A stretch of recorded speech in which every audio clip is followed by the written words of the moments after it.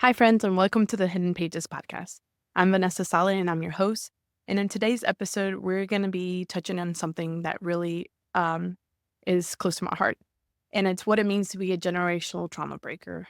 Um, and this episode was actually inspired by a quote. Just wanted to start by sharing that quote because it just really hit home. The one they inherit and the one they pass on.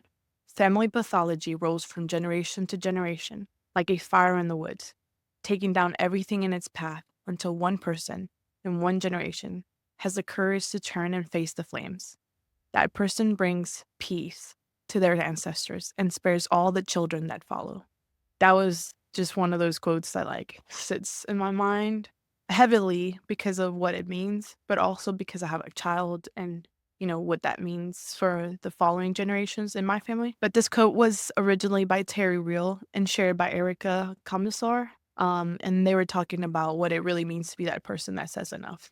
But being that person, the one that turns and faces the flame, isn't easy. It's heavy and it's messy, and it takes so much courage. So in this episode, I'm going to explore what it really means to be the chain breaker. I'll share parts of my own journey, dive into how trauma impacts us generationally, and reflect on the healing process, which, let me tell you, it's as beautiful as it is painful. So to start, we're going to start with redefining what the role of the chain breaker is. And this is something that I've really thought about because sometimes I feel like I don't know if this is anybody else, but I know that I fell into this role in my family, and I never want to sound conceited or like I got it all figured out or I'm the one who stopped everything. I'm sure that everyone in my past generations have broken some kind of chain for me or have freed their generations before them from other things. I think it's very important to be able to see what you have done without feeling like you can't share the wins, right? So this is a big role in every family, but it's also one of those roles that is really hard, and giving yourself credit for that isn't being conceited. I don't know. I have a hard time with this part. I just don't ever want to seem like, oh my God, I'm the hero of this family, because I'm sure everyone has done their part. But I do feel like I'm the chain breaker in my family. And that's something to be proud about and not to feel all meek about it, I guess. Let's move on. So let's start by redefining the role of a chain breaker. To me, being a chain breaker means that the patterns of pain, dysfunction, and trauma that has been passed down through generations stop with me. Let's talk about what that actually looks like. It's not about healing yourself. It's about carrying the weight of everything that comes before you and saying, this ends here. It's about wrestling with the patterns you didn't ask for, breaking cycles you might not have even understood until you were in the thick of them. I want to be clear about something important, though. Our parents, grandparents, and ancestors, most of them did the best they could with what they had. They lived through their own struggles and carried their own burden. We can value their efforts while also acknowledging the ways we lacked and didn't receive what we needed. They did their best, and we still carry the effects of the unmet needs of generational trauma. Being a chain breaker means holding space for both truths. And this has been really hard, especially in my family. I think that sometimes I feel guilty to pinpoint the areas where I've had to work and break chains in my family.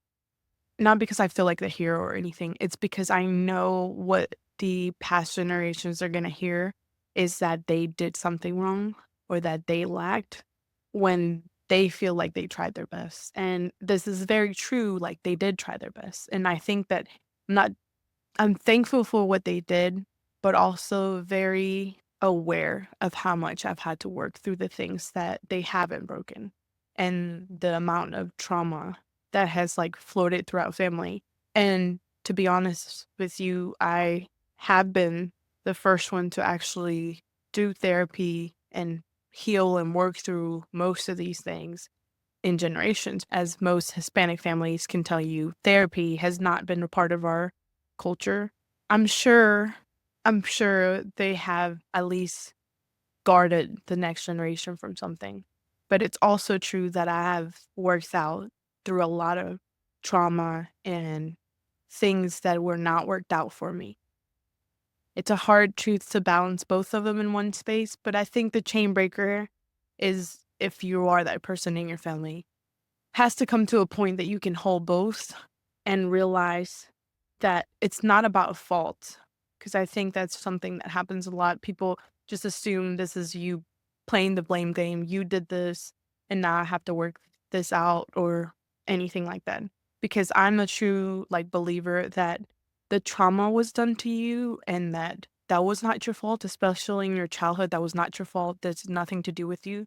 But it is your responsibility as an adult to figure it out or to work it out or to heal yourself. So you can't get to adulthood and blame your childhood for where you're at, but you can look back at your childhood and understand where you're at now and why you should heal.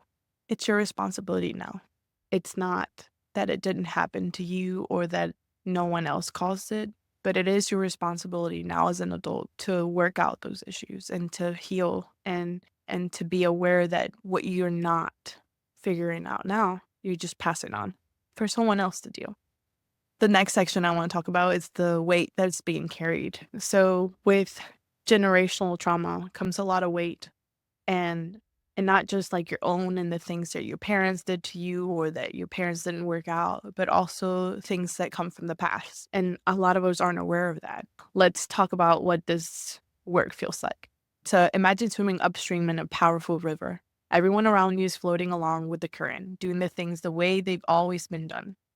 And then there's you, rebelling, pushing against everything you were ever taught or conditioned to accept. It's exhausting and it can be really lonely. When you step out of the patterns and cycles you grew up with, you risk losing all those relationships and connections and even the sense of belonging. You might feel like misunderstood or judged by those that are closest to you. And it's deeply isolating process that sometimes feels like you're just carrying the weight of an entire lineage on your back. But let's ground this in some science because I think it's fascinating how much this is rooted in actual biology, like your body and, the way you feel is not just emotional, but it's also physical. So there's studies on epigenetics shows that trauma can leave chemical marks on our DNA that are passed down through generations. It's not just our own experiences shaping us, but our ancestral trauma, struggles, and even triumphs in ourselves, like physically in our body. This example I'm going to give you is one that really made me feel like understood because I did feel like the burden I was carrying was heavier than my own stuff. But this is a study that was done on mice, and the parent mice were programmed to fear the sound, and they actually made sure that the parents were like separated from the children so that it wasn't like communicated, like this fear wasn't communicated or anything. It showed that the children mice were also showing the same signs of stress and fear of the same sounds. These children inherited a trauma response without ever living through the same trauma that their parents did. And it was passed down up to 4 generations. Now, I want to share two personal stories that helped me in my own life, like connect this. And one was like the fear of heights. I love roller coasters. I love the thrill of it. I love like just feeling that like adrenaline rush. And mentally, I have no fear of heights. But physically, my body has like other reactions, and I didn't understand why. Like when I'm near a like high ledge, my legs shake, my body freezes, I get all dizzy, and like I can't look down. And it's like my body's fully terrified of it, but my mind can't connect with it because I don't feel like that on my own. For the longest time, I didn't understand what was happening, but then I learned that my mom had actually like a story that connected to this. When she was little, she had a traumatic fall, and that left her really afraid her whole life about like heights and stuff. And she had a physical reaction to heights that was exactly like mine. And when I connected those two, I realized how much my body had inherited her fear of heights. And it was something that, it wasn't something I was looking for or like, you know, trying to explain. But once I heard the story and like the study, it like connected it all for me. Another part that I think that I've definitely inherited is this nomadic spirit. So, my grandmother left her hometown with kids, in order to look for a better life for her kids. She ended up moving, and she had 5 kids, and she was a single mom, which meant there was a lot of moving around. or staying with family and things like that. And so she moved a lot. My mom and my uncles and aunts moved a lot too. And then my parents also moved. So like my parents migrated from Honduras to the US when I was 8.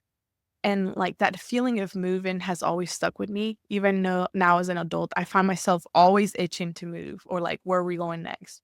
If we've been in a place for a couple years, I just start feeling like, okay, it's time to move, or where we're going next, or where is there another opportunity either for my husband or for myself? And like as for many people, right?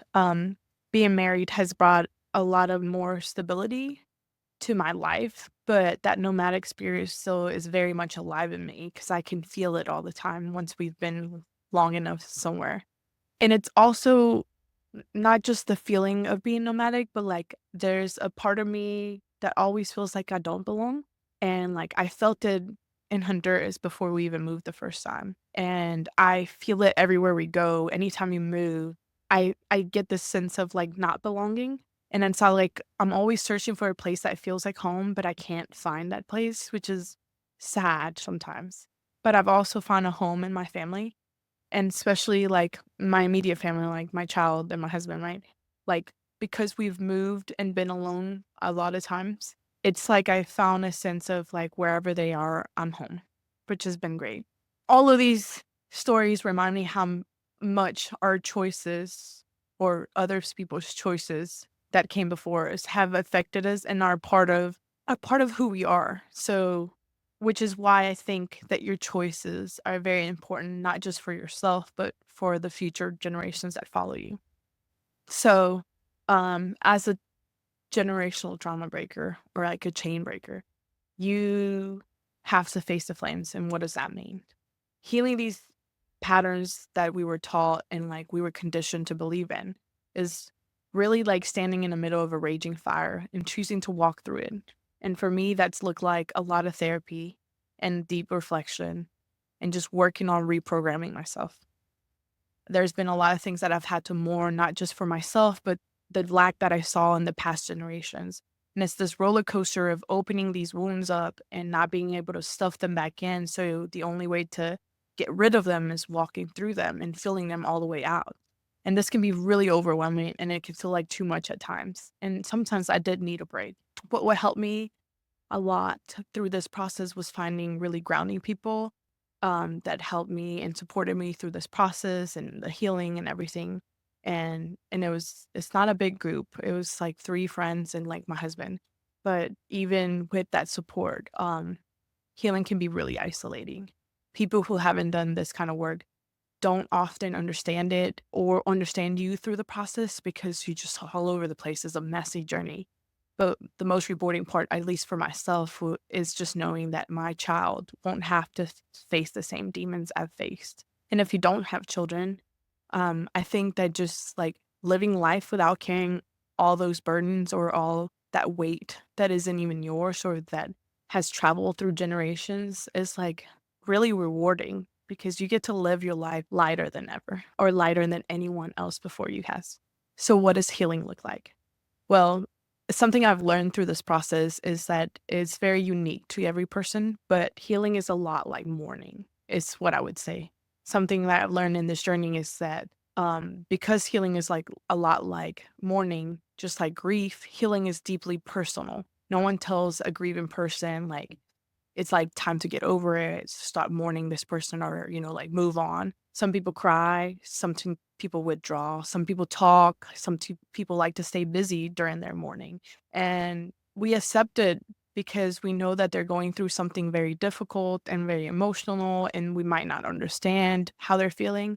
And I don't understand why sometimes we don't allow the same grace for healing. Healing requires a lot of mourning the person you were, the things you lost, the cycles you're breaking, and it's messy and not linear, and it's very, like, unique to every person and every trauma. So, I think that one of those things that I would like to leave you with is that healing is like mourning, and the same grace you would give someone who is mourning a loss of a person or, of a pet or whatever it is the same grace you should give yourself and others who are healing because it's very unique, it's very messy, everyone does it differently.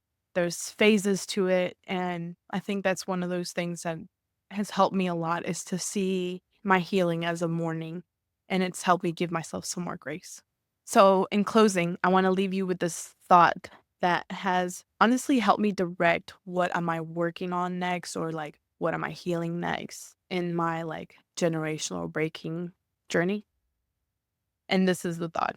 What you're not changing, you're choosing, not only for yourself, but for those who come after you. What are you choosing today for you and the next generation? Thank you for listening. This journey is very messy and really hard, but you're not alone. And thank you for being part of this community. Until next time, take care of yourself. Thanks for hanging out with me on the Hidden Pages. If today's episode hit home for you, don't forget to subscribe or leave a review and share it with your friends who might need it too. Until next time, I'll see you in the next episode.